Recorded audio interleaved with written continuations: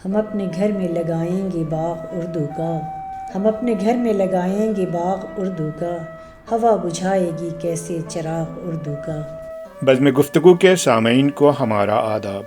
میں عمران علی، میں یاسمین شمشاد اس بزم میں آپ کو خوش آمدید کہتی ہوں۔ بڑی بھی پچھلی بزم میں ہم نے بزم دوستہ کا ذکر کیا تھا، آخر اس کا کیا ہوا؟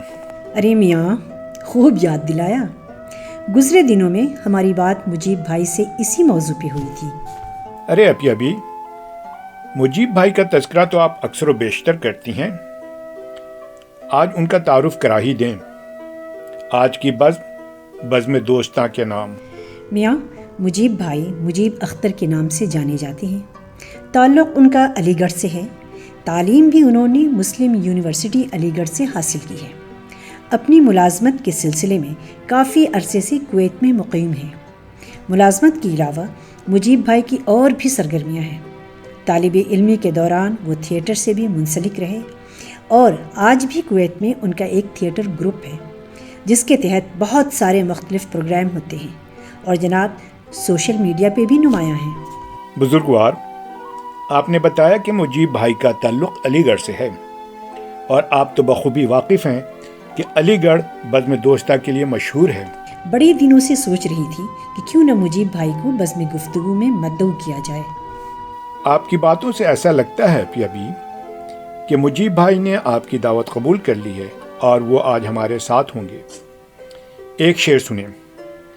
زندہ رہنے کے بہانے ڈھونڈیں، آؤ کچھ دوست پرانے ڈھونڈیں۔ کیا خوب میاں، مجھے بھی کچھ یاد آیا، سنو۔ میں یادوں کا قصہ کھولوں تو کچھ دوست بہت یاد آتے ہیں، میں گزرے پل کو سوچوں تو کچھ دوست بہت یاد آتے ہیں۔ اب جانے کون سی نگری میں آباد ہے جا کر مدت سے، میں دیر رات تک جاگوں تو کچھ دوست بہت یاد آتے ہیں۔ خوب، بہت خوب۔ مزید اب مجھ سے سنیں۔ کچھ باتیں تھیں پھولوں جیسی، کچھ لہجے خوشبو جیسے تھے، میں شہر چمن میں ٹہلوں تو کچھ دوست بہت یاد آتے ہیں۔ وہ پل بھر کی ناراضگیاں اور مان بھی جانا پل بھر میں، وہ پل بھر کی ناراضگیاں اور مان بھی جانا پل بھر میں، اب خود سے بھی روٹھوں تو کچھ دوست بہت یاد آتے ہیں، کچھ دوست بہت یاد آتے ہیں۔ چلو میاں، بہت ہو گیا، اب مجیب بھائی سے ان کے کچھ قصے سنتے ہیں۔ یعنی آج آپ کا پکا ارادہ ہمارے سامعین کی بھولی بسری یادوں کے تار چھیڑنے کا ہے۔ ہاں بھائی، مجیب بھائی بزم گفتگو میں آپ کا خیر مقدم ہے۔ مجیب بھائی، بہت شکریہ کہ آپ نے ہمارے لیے اپنا وقت نکالا۔ اب گفتگو کی کمان آپ کے ہاتھ۔ شکریہ عمران بھائی اور یاسمین باجی، ذرا نوازی، آپ نے یہ شرف بخشا کہ آپ نے مجھے اپنے اس پروگرام میں شامل کیا، اور بڑے خوبصورت اشعار کے ساتھ آپ نے اس پروگرام کا آغاز کیا ہے، تو مجھے بھی کچھ کہنے کی اگر اجازت ہو تو میں ایک آدھ شعر عرض کر دوں چھوٹے سے۔ وقت پیری شباب کی باتیں، وقت پیری شباب کی باتیں ایسی ہیں جیسے خواب کی باتیں۔ تو دیکھیے ہمارے پاس تو وہ ایک شعر ہے نا، اور پرانا کہ چند تصویریں بتا، وہ کیا ہے، یہی ہے نا، چند تصویریں بتا اور چند حسینوں کے خطوط بعد مرنے۔ جی جی جی، تو ہمارے پاس تو قصہ گوئی، اور ہم تو اب تو سنجیدگی کے ساتھ داستان گوئی کرنے کا سوچ رہے ہیں اس لیے کہ ہمارا جو بیک گراؤنڈ ہے وہ پورا تھیٹر کا بیک گراؤنڈ ہے، اور داستان گوئی اب ریوائیو ہو گئی ہے، تو ہمارے پاس قصوں کا تو ایک ذخیرہ ہے۔ اب اس میں کہاں سے شروع کروں فسانہ، تو یہ بڑا مشکل کام ہے، لیکن میں دو تین چیزیں آپ کے ساتھ بہت دلچسپ شیئر کرنا چاہتا ہوں اپنے یونیورسٹی کے دور کی، کہ سب سے خوبصورت بات دیکھیں ہمارے اس درسگاہ کی ہے کہ میرے خیال سے لارجسٹ ریزیڈینشیل یونیورسٹی ہمارے ملک کی وہ ہے، تو اس میں جو تعلیم کا جو سلسلہ ہے وہ تو کلاسز میں جو ہے سو ہے، لیکن آف دا کلاسز جو ہم لوگوں کی تربیت ہوتی ہے وہاں کے ڈھابوں پہ بیٹھ کر کے وہ میں یہ سمجھتا ہوں نہ تو آکسفورڈ میں ہے، نہ کیمبرج میں ہے، اور نہ ہارورڈ میں ہے۔ اس کا ایک اتنا خوبصورت ایک نظام ہے، دیکھیے کہ اتنے ڈائیورسیفائیڈ بیک گراؤنڈز کے لڑکے ہوتے ہیں، ان کی اپنی ووکیبلری ہوتی ہے، ان کے اپنے کہانیاں ہوتی ہیں، اور وہ سب جب مل کر کے شام کے ٹائم میں بیٹھتے ہیں شمشاد میں ڈھابوں پر یا اور دوسری جگہوں کے اوپر، تو وہ جو ٹریننگ ہے وہ بڑا خوبصورت حصہ ہے علی گڑھ کی اور دوستوں کی، یعنی ہم نے اس سے بہت گین کیا ہے، اپنی ووکیبلری میں بہت اضافہ ہوا ہے اور تجربات میں بہت اضافہ ہوا ہے۔ تو وہ ایک بہت وہاں کا دلچسپ سین ہوتا ہے۔ پھر اس کے بارے میں کبھی تفصیل سے آپ کو بتائیں گے کہ ہمارا جو ڈھابے کے اوپر ہماری جو تربیت ہوئی ہے وہ کس طریقے سے ہوئی ہے۔ ابھی میں آپ کو ایک دلچسپ چیز یہ سناتا ہوں کہ جو دوستوں سے منسلک ہے، کہ ہمارا جو گروپ تھا، اصل میں ہمارے ساتھ ایک بڑا سانحہ یہ رہا کہ ہم نے بڑے ایسے سبجیکٹس چوز کر لیے جن میں ہمیں بالکل رتی بھر انٹرسٹ نہیں تھا، اور تمام اپنے تمام اکیڈمک اس میں اس کا بھار ہم نے ڈھویا ہے۔ اور اللہ بھلا کرے سر سید کا اور ان آرکیٹیکٹس کا کہ جنہوں نے علی گڑھ مسلم یونیورسٹی کی عمارتیں ڈیزائن کری ہیں، اس میں لیکچر تھیٹرز ایسے ہوتے ہیں جیسے وہ سیڑھیاں ٹائپ ہوتی ہیں نا، تو اس میں بڑی بڑی بینچز ہوتی ہیں اور سائیڈ میں بڑی بڑی کھڑکیاں ہوتی ہیں۔ تو اس میں ہوتا یہ تھا کہ عموماً ٹیچرز بھی انٹرسٹڈ اس بات میں ہوتے تھے کہ بھائی جتنے شر پسند عناصر ہیں وہ اٹینڈنس کے بعد یہاں سے نکل جائیں۔ تو زیادہ تر ٹیچرز جو تھے وہ لیکچر یعنی پیریڈ کے پہلے ہی وہ لے لیتے تھے اٹینڈنس۔ اب اٹینڈنس لی، اس کے بعد تو اپنا فارغ ہیں، گھنٹے بھر کا پیریڈ ہوتا تھا۔ تو بالکل جیسی ٹیچر مڑے بورڈ کی طرف، ہم نے پتلی گلی پکڑی کہ کھڑکیوں میں سے اپنا کود کے اور تیز گئے، اور پھر ڈھابوں پہ محفل ہماری جو ہے وہ سجتی تھی۔ تو یہ بڑا ایک مزیدار ہم لوگوں کا جو ذہن میں رہتا ہے ہمیشہ۔ جمعے کی ایک میں آپ کو بات بتاتا ہوں کہ جمعے کے روز وہاں پر 2 یا 3 فلم ہالز میں انگریزی پکچریں لگتی تھیں۔ اچھا، اس وقت میں ہالی ووڈ کا بڑا کریز تھا، اور جو کامکس کے کردار ہم پڑھتے تھے، اب وہ جب فلمیں ان کی آنے لگیں، سپرمین کی، اسپائڈر مین کی اور ٹارزن کی، تو سنتے آئے تھے ان کے بارے میں۔ تو اب ہم لوگ کرتے یہ تھے کہ جمعے میں اپنا ایک شو ہوتا تھا 10:30 بجے سے لے کے اور 12:30 بجے تک۔ تو ایک گروپ ہمارا ایسا بن گیا کہ جو ہر جمعے کو عبادتاً، چونکہ عبادت کا دن ہوتا ہے وہ جمعہ، معذرت کے ساتھ تو ہم پہلا ایک لیکچر اٹینڈ کیا، وہ 7:30 یا 8 بجے سے لے کے 8:30 9 بجے تک، اور دوسرے لیکچر میں آدھے لیکچر کے بعد ہم نے سائیکلیں اٹھائیں اور صاحب پہنچ گئے پکچر ہال پہ۔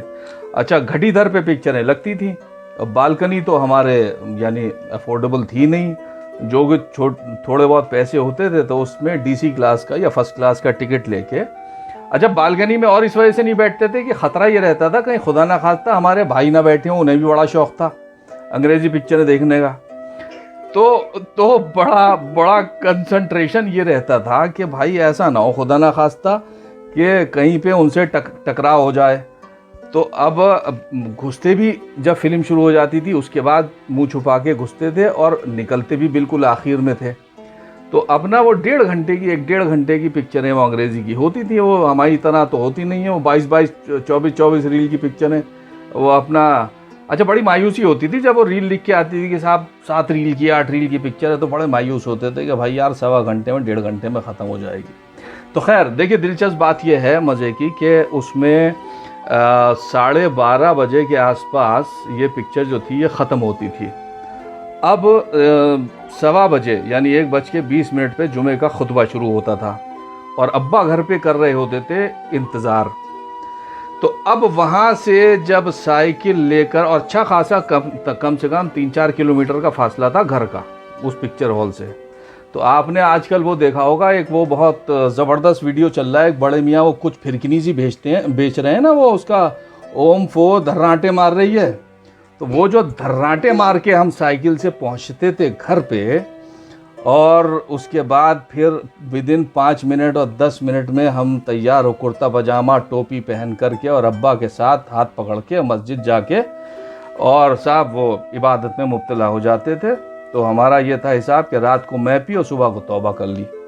تو یہ ہمارا رند کے رند رہے ہاتھ سے جنت میں گئی. بالکل صحیح بات ہے، بالکل صحیح بات ہے. تو یہ اب جب یہ چیز ہم یاد کرتے ہیں تو یعنی ایک خوبصورت یاد ہے، خوبصورت احساس ہے، اور ساتھ میں کبھی کبھی ندامت بھی ہوتی ہے کہ at the cost of education ہم یہ کرتے تھے. لیکن یہ کہ بہرحال یہ یونیورسٹی کے دور کا میرے خیال سے ایک انٹیگرل حصہ ہے. کہیں پہ بھی آپ جائیے تو اس قسم کی چیزیں ہوتی رہتی ہیں. تو یہ ایک چیز ہمیں بڑی اچھی یاد رہی. اور پھر اگر آپ اجازت دیں تو ایک اور میں چھوٹا سا آپ کو قصہ سناؤں یاروں دوستوں کا، کہ ہمارے یہاں جو ہے وہ ایک علاقہ ہے علی گڑھ میں امیر نشاں کا، اور اتفاق سے ہمارا گھر بھی وہیں پہ ہے. اور امیر نشاں کے پاس میں بڑا مشہور ایک ہمارا یونیورسٹی کا کالج ہے، ویمنس کالج، جہاں پر جو ہے وہ بچیاں پڑھتی ہیں. تو وہ امیر نشاں کے بازار کی رونق ان بچیوں کی وجہ سے بہت ہوتی ہے. اس میں یعنی جو کچھ جینوئن خریدار ہوتے ہیں تو ہوتے ہیں، اس کے علاوہ خواہ کے لوگ بہت ہوتے ہیں. تو اب اس میں ایک پرٹیکولر یعنی یہ سمجھیے کہ میں نے شاید ایک یوٹیوب پہ اپنا ویڈیو بھی بنایا ہے چاند رات کے نام سے. تو امیر نشاں کی چاند رات بڑی مشہور تھی. اس میں یہ تھا کہ اچھا اس ہم لوگوں کے 20-25 سال پہلے جو تھا وہ جو انٹریکشن تھا وہ بڑا کم تھا. تو بڑی یہ تھی کہ صاحب تہذیب کا دائرے کا بھی جو ہے وہ رکھنا پڑتا تھا کہ کہیں خدا نہ خواستہ کوئی ایسی چیز نہ ہو جائے کہ جو کہ یعنی اس دائرے سے باہر نکل جائے. تو اب وہاں کے اوپر ہوتا یہ تھا چاند رات، عید سے زیادہ چاند رات پہ مزہ آتا تھا، کیونکہ چاند رات جیسی یہ ڈکلیئر ہوا کہ بھائی عید ہے کل، تو لوگ اپنے گھروں سے ایسے نکلتے تھے جیسے آپ یہ سمجھ لیجئے کہ وہ طبیلہ کھول دیا جائے اور بھیڑ بکریاں نکلتی ہیں. تو وہ اس طریقے سے، اور بڑی دلچسپ بات یہ ہوتی ہے کہ پتہ نہیں کیوں لوگ چاند رات کے لیے ہی کرتا پاجامہ اور چوڑیاں خریدنا اور لپسٹکیں اور پاؤڈر جو ہے وہ اسی کے لیے مخصوص رکھتے ہیں. تو اب وہ جب اس کی رونق سجتی ہے اس بازار کی 2 یا 3 دن پہلے عید سے، تو وہ اپنے آپ میں ایک موضوع ہے. یعنی تو اس پہ میں نے ایک شاید ویڈیو بھی بنایا ہے اگر مجھے صحیح یاد آ رہا ہے. تو اس میں اب آپ دیکھیے کہ دوستوں کی گفتگو کیا ہوتی تھی یہ اجازت کے ساتھ کہ بھائی وہاں کھڑے ہوئے ہیں اور بہت ہی خوبصورت ماحول ہے رنگ برنگا. تو اب دوستوں میں ایک کوڈ ورڈ میں بات ہو رہی ہے، ہاں بھائی چاند دیکھا؟ کہا ہاں بھیا، مطلب ایک بڑا پرانا چاند نظر آیا تھا، ساتھ میں 2 ستارے بھی تھے.